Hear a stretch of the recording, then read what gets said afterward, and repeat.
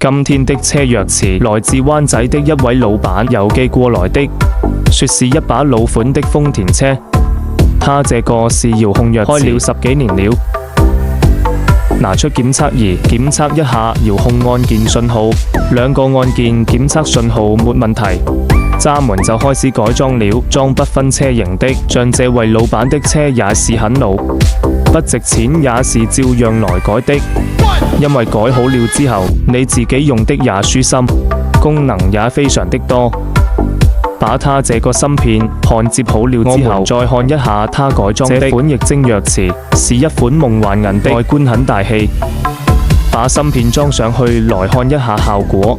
喜歡外觀大一點的就可以改視頻。這個款了是揸門家的熱門款，每天都有客戶選擇這一款老款車，改好了之後，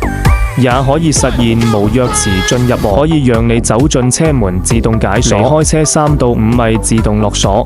及鎖車自動升窗，這樣你就不需要再塗遙控了，以後就可以解放雙手了，而且不需要帶2把鑰匙，非常方便。